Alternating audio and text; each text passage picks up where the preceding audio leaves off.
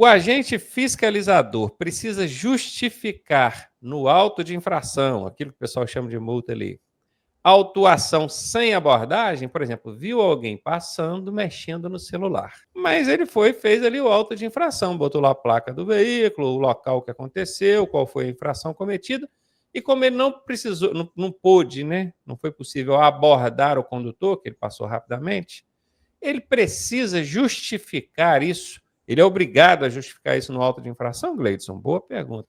Essa é boa, né? Gustavo sempre manda, toda semana tem uma carimbada dele aqui do pergunta que ele manda pra gente, né? Figurinha carimbada aqui no Sextão. Olha, o que acontece? A legislação de trânsito, ela prevê a possibilidade de que algumas infrações possam ser constatadas sem abordagem. O normal, entre aspas, é que seja feita a abordagem, né? Até para que se aplique a medida administrativa cabível, que se resolva ali a situação e que se evite a continuidade da prática infracional. Né? Mas, em alguns casos, como eu disse, a legislação permite a constatação dessa infração sem que haja abordagem. Fica fácil até da gente distinguir, né? Salvo exceções, fica tranquilo assim. Por exemplo, dirigir sem possuir habilitação, categoria de habilitação incompatível com o veículo, habilitação vencida. Aí são situações que tem que abordar, obviamente. Dirigir sob influência de álcool, pô, como é que vai saber? Tem que abordar. Mas em outros casos dá para fazer sem abordagem.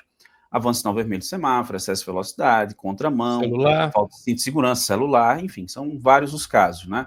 Como é que eu sei se a infração ela pode ser constatada com ou sem abordagem? No Manual Brasileiro de Fiscalização de Trânsito. Lá nas fichas de fiscalização do Manual Brasileiro de Fiscalização de Trânsito, que orienta o agente quanto ao procedimento de fiscalização, tem essa informação. Aí tem um ponto bem discutível, né, em relação a esse questionamento aqui do Gustavo, que é o seguinte: no CTB, no parágrafo 3º do artigo 280, nós tínhamos a previsão de que, quando não fosse possível a constatação da infração mediante abordagem, né, em flagrante, não deu para parar o motorista. não deu para parar, como o Ronaldo bem explicou aí. O que acontece? O agente tinha que relatar o fato no próprio auto de infração para a autoridade de trânsito, que é o dirigente máximo do órgão ou entidade de trânsito a qual esse agente está vinculado. Então ele colocava lá no campo de observações do auto de infração: não foi possível abordar devido ao fluxo de veículos. Eu peguei uma vez, Ronaldo, um auto de infração da PRF, a PRF colocou: não foi possível abordagem porque se deslocava para uma viatura, se deslocava para uma ocorrência. Então, assim, depende muito da situação, a gente ia lá e descrevia o porquê da não abordagem.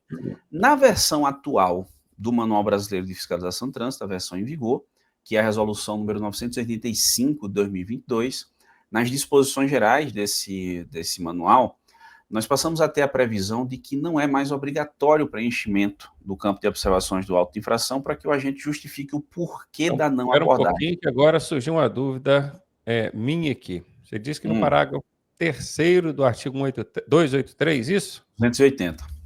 280. Parágrafo 3º, artigo 280, consta lá que o agente fiscalizador deve justificar no auto de infração o motivo da não abordagem. E aí o Manual Brasileiro de Fiscalização de Trânsito veio mudando isso, inovando em relação a isso, dizendo que não é obrigado a justificá-la não. É isso mesmo? O que acontece? O texto do parágrafo 3º do artigo 280 ele diz: não sendo possível, né, a autuação em flagrante, o agente relatará o fato à autoridade no próprio auto de infração. Então, o manual, Ronaldo, ele traz um conceito de flagrante meio diferente daquilo que a gente estava habituado, né? Para o manual, para o CONTRAN, né, no Manual Brasileiro de Fiscalização de Trânsito, a infração, a constatação, ela pode ocorrer naquele momento. A gente acabou de constatar, pode ter sido ele chegar momentos depois da infração ter ocorrido, como, por exemplo, no caso de um sinistro de trânsito. E, assim, ele deixa claro que não precisa mais relatar o porquê de uma não abordagem no próprio auto de infração. Então, o manual traz essa previsão. Eu entendi essa parte. O Código de Trânsito diz que ele deve relatar lá o fato de não ter conseguido abordar, e o Manual Brasileiro de Fiscalização de Trânsito veio dizendo que não precisa não, que em algumas circunstâncias não vai ser possível. E aí é que está a questão.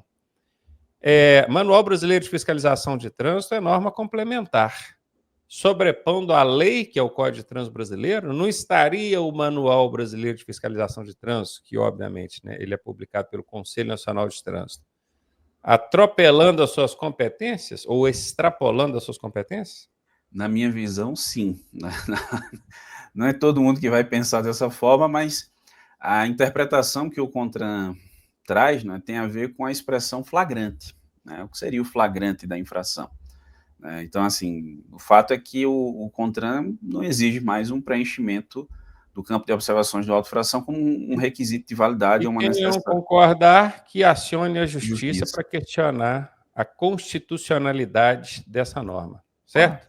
é isso. Quem Mas não hoje, concorda, do jeito que justiça. está, não é obrigado mais a Não, justificar. Não colocou justificativa nenhuma lá, isso não vai invalidar a autuação, a multa vai chegar normalmente, não é? desse jeito.